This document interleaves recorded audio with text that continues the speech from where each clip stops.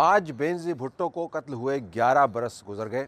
आज Pakistan peoples party की क़यादत बशमूल बिलावल भुट्टो ज़रदारी इस मौके पर खूब गरजे और बरसे। नारे भुट्टो,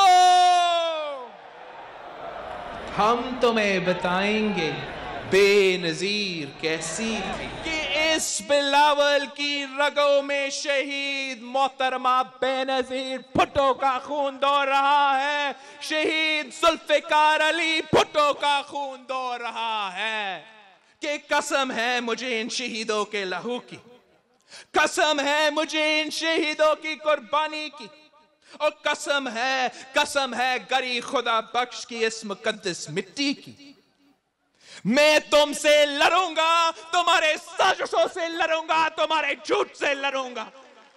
आप देख सकते हैं कि बेनज़ीर भुट्टो साहबा का हवाला पीपल्स पार्टी के लिए कितना अहम है। पीपल्स पार्टी के लिए बेनज़ीर भुट्टो की वही अहमियत है जो किसी ज़माने में जब वो हयात थी पीपल्स पार्टी के लिए जुल्फ़िकार अली भुट्टो की हुआ करती थी।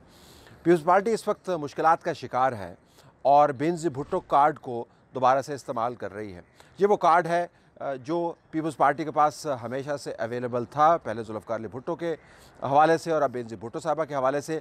लेकिन पीपल्स पार्टी ने अपनी सियासत को इस कार्ड से अलहदा इस्तवार करने की कोई ख़ास कोशिश नहीं की। लिहाजा आज भी जब वो मसाइल के अंबार में दबे हुए नज़र आते हैं और आसिफ अली ज़रदारी साहब GIT की ज़द में नज़र आते हैं, बिलावल भुट्टो ज़रदारी साहब GIT की ज़द में नज़र आते हैं, तो तकिया किए हुए बेनज़ीर भुट्टो के मामले के ऊपर।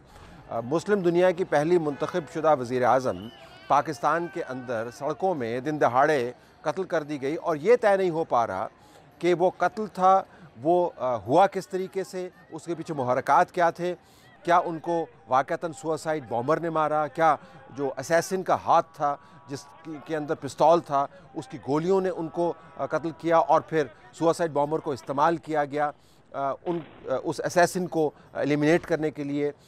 किसी उस तारीख़ी वाक़े का हवाला बनता हुआ नज़र आता है जिसके अंदर लियाकत अली ख़ान को मारने वाला ख़ुद भी मारा गया और कभी मुकदमा नहीं बन पाया। पीपल्स पार्टी दुनिया भर के ऊपर इल्ज़ाम लगाती है, लेकिन हुकूमत में होने के साथ साथ उसके पास बड़े मौक़े थे कि बेनज़ीर भुट्टो के कातलों तक पहुंचा जा सके, लेकिन वो मामला जूं का तूं रह गया। बैनुल-अक़वामी तहक़ीक़ात भी करवा के देख लीं, सियासी तौर पर इससे फ़ायदा भी उठा के देख लिया, हुकूमत में भी रहे, आसिफ अली ज़रदारी साहब सदर बन गए, एक ऐसा ओहदा जो बेनज़ीर भुट्टो के होते हुए शायद वो ख्वाब ख्याल में भी नहीं देख सकते थे, वो उनको मिल गया। लेकिन बेनज़ीर भुट्टो के कत्ल का मामला जूं का तूं मौजूद है।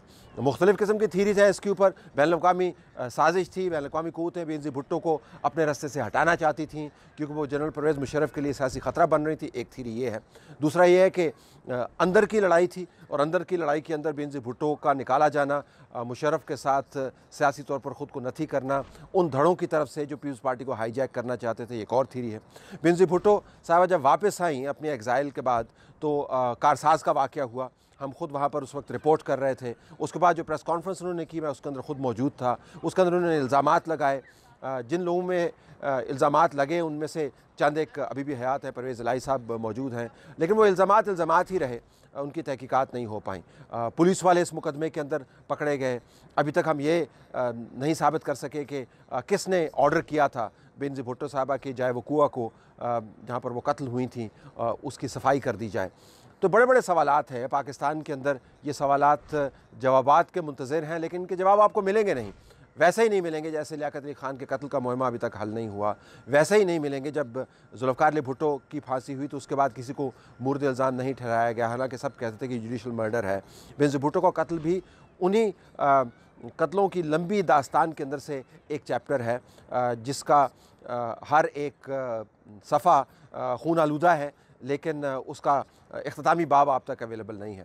पीपल्स पार्टी अब अपनी क़यादत के सर के ऊपर बेनज़ीर भुट्टो साहिबा की खून आलूदा चादर तानना चाहती है ताकि आने वाले दिनों में उनकी सियासत भी ज़िंदा रहे और आसिफ अली ज़रदारी और बिलावल भुट्टो ज़रदारी के ऊपर जो उफ्ताद आई हुई है वो बेनज़ीर भुट्टो के सदक़े किसी तरीके से ज़ाइल हो जाए। बहुत सारी सियासी जमातें अपने कद काठ को बरकरार रखने के लिए माजी का हवाला देती हैं। बदकिस्मती से पीपल्स पार्टी की क़यादत ने अपने कद काठ को नहीं बढ़ाया और माजी के हवाले के ऊपर ही इन्होंने रिलाई किया। लिहाजा अब जब वो बेनज़ीर भुट्टो शहीद, बेनज़ीर भुट्टो ज़िंदा है, बीबी तेरे खून का हिसाब हम लेंगे, इस किस्म के नारे लगाते हैं तो लोग मुतमईन नहीं होते।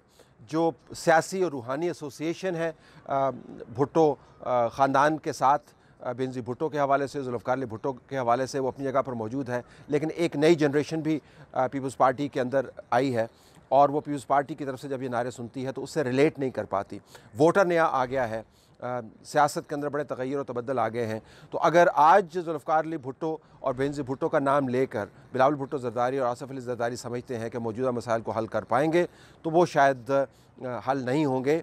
शायद क्या, यकीनन बेनज़ीर भुट्टो का जादू उस तरह नहीं चलेगा जिस तरीके से 2013 के इंतखाबात से पहले वो जादू चला और पीपल्स पार्टी ताकत के अंदर आ गई। बेनज़ीर भुट्टो की शहादत पाकिस्तान के अंदर एक मुहिम्मा रहेगी। आसिफ़ अली ज़रदारी साहब के मसाइल उनकी शहादत की बात को दोहराने से हल नहीं होंगे, लेकिन आज का दिन पीपल्स पार्टी ने एक मरतबा फिर इस्तेमाल किया है बेनज़ीर भुट्टो की कब्र के सदक़े। उन्होंने सियासी तौर पर अपने आप को मुतहर्रिक करने की कोशिश की है। आने वाले दिन बताएंगे कि ये तहरीक बेनज़ीर भुट्टो के हवाले से कितनी जान पकड़ती है और जिस अमर की तरफ पीपल्स पार्टी की क़यादत इशारा दे रही है कि अब वो सड़कों के ऊपर आएंगे और बाकायदा एहतजाज करेंगे। जब वो करेंगे तो उसके अंदर बेनज़ीर भुट्टो की कब्र के हवाले कितने होंगे और आसिफ़ अली ज़रदारी और बिलावल भुट्टो ज़रदारी के मौजूदा मसाइल के ज़ाविये कितने होंगे। बेनज़ीर भुट्टो एक बड़ा नाम है, लेकिन पाकिस्तान की सियासत के अंदर हर बड़े नाम के साथ कुछ ऐसा ही होता है जैसा बेनज़ीर भुट्टो के साथ हुआ। एलिमिनेट कर दी गई और उसके बाद सिर्फ नाम बाकी है।